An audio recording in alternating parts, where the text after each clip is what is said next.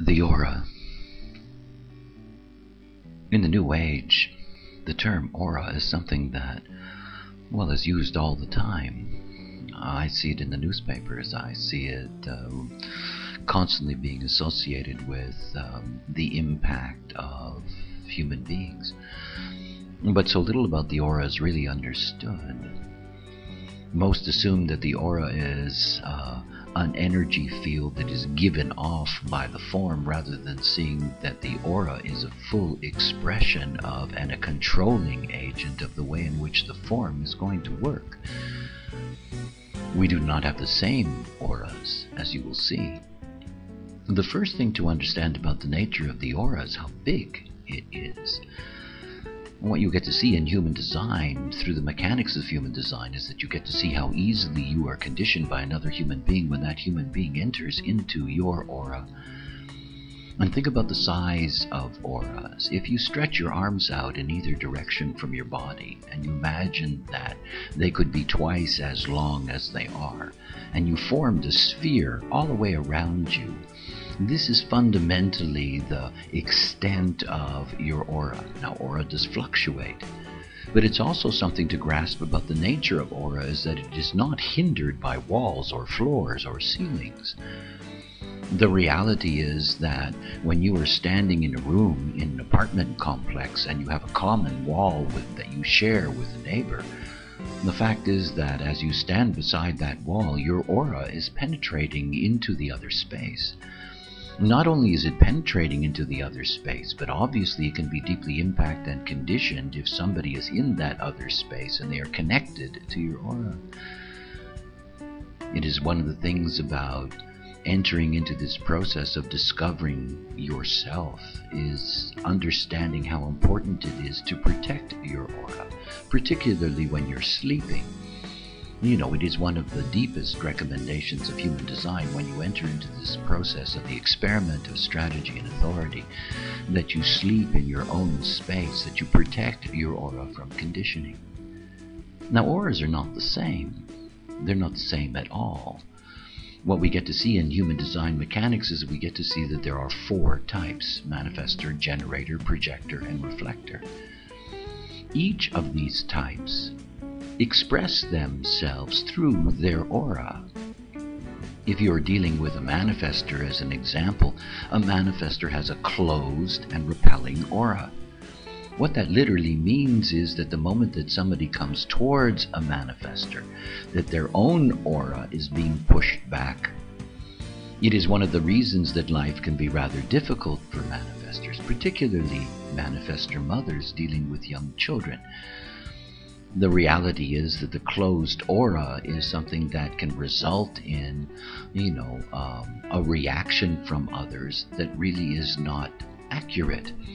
The inability to be able to approach the manifestor doesn't mean that the manifestor is unapproachable, but it is expressed in the aura, and you cannot change that.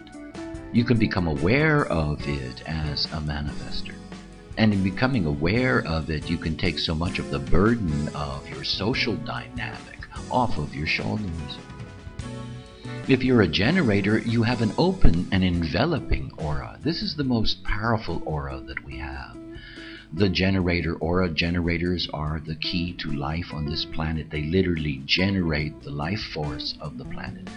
And as such, they have the most penetrating, in that sense, of auric fields. A generator will envelop anyone that steps into its aura. This openness in the generator is also a vulnerability for the generator. That is, in being so open and enveloping, you take deeply into yourself those that you allow into your aura.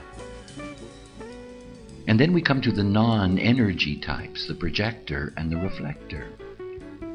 When we're looking at the projector has a specific gift. They have a penetrating aura. It is a specific gift of theirs. Their ability to be able to recognize the other is rooted in the way in which their aura penetrates the other, literally to their G-center, to their core. Yet at the same time, for the projector, because their aura is so focused, It means that they are deeply vulnerable to conditioning while they are focusing.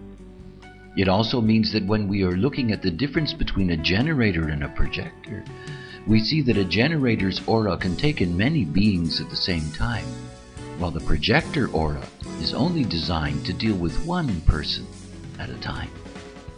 And finally, we come to the reflector, and we come to this sampling aura, what I like to call the Teflon aura, the way in which the reflector tastes the world around it in order to discover what is out of place, what doesn't work, what is different.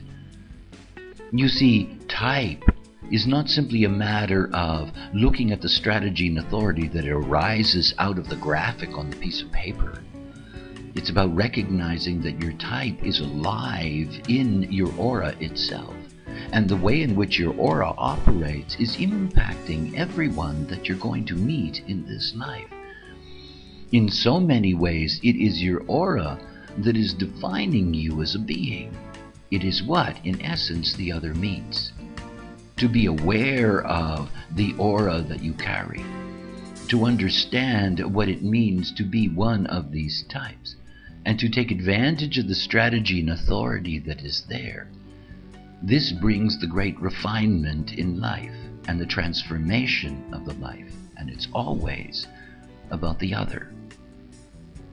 When we're dealing with aura, we're dealing with the way in which we connect to the other and the way we are experienced by the other. So many auras are chaotic in the way in which they operate because the beings themselves are not correct. Follow your strategy and authority and enjoy the power inherent in your energy field.